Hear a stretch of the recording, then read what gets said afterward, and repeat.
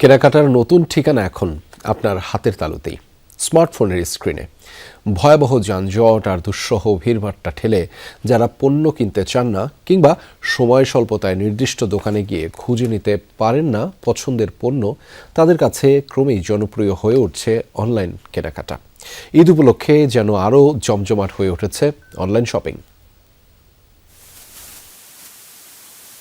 প্রযুক্তির ছোঁয়ায় বদলে গেছে কেনাকাটার সংজ্ঞা। জ্যাম আর ভিড়ে ঝক্কি এড়িয়ে ঘরে বসে ক্রেতারা বেছে নিচ্ছেন পছন্দের পোশাক কিংবা ঘর সাজানোর সরঞ্জাম।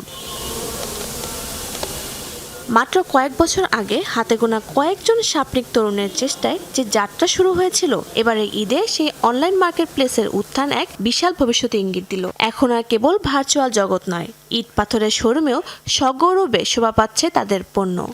সঠিকভাবে অফারটা ক্রিয়েট করতে হয় যাতে কাস্টমারকে আকৃষ্ট করা যায়, প্রোডাক্টের গুণগত মানটা ঠিক রেখে, প্রোডাক্টের প্রাইসটাও কম্পিটিশনের জায়গা থেকে ঠিক রেখে এবং অফারটাও ওইভাবে আকর্ষণীয় করেই কাস্টমারকে আমাদেরকে দিতে হচ্ছে, যার কারণে আমাদের অনলাইন প্ল্যাটফর্মটা যেন আরও পপুলারিটি পায়। তবে ই কমার্সের এই বিপ্লব এখন আর শুধু রাজধানী ঢাকা বা বিভাগীয় শহরের মধ্যে সীমাবদ্ধ নেই। প্রযুক্তির ছোঁয়ায় প্রান্তিক জনপদেও পৌঁছে গেছে অনলাইন কেনাকাটা।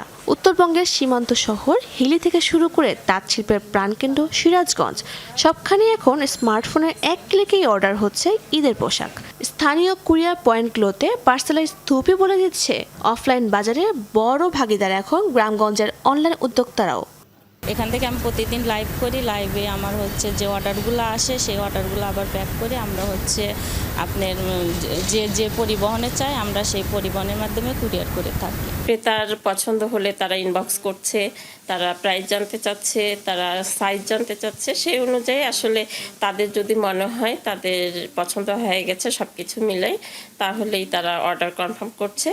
সরাসরি পণ্য দেখার বা ক্রেতা বিক্রেতার সামনাসামনি উপস্থিতি না থাকায় কিছু শঙ্কার বিষয় অবশ্য এখনো রয়ে গেছে। ক্রেতার কাছে সঠিক পণ্য পৌঁছানো ও বিক্রেতার পাওনা নিশ্চিত করতেই কার্যকর নিতে চান উদ্যোক্তারা।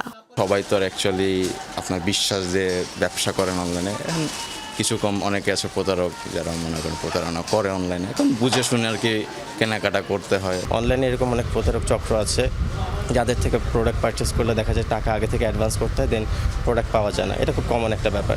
কনজিউমার্স অ্যাসোসিয়েশন অব বাংলাদেশের তথ্য মতে দেশের ই কমার্স খাতের বার্ষিক লেনদেন এখন প্রায় 30,000 কোটি টাকা। শাহজিন অন্তরা, যমুনা নিউজ, ঢাকা।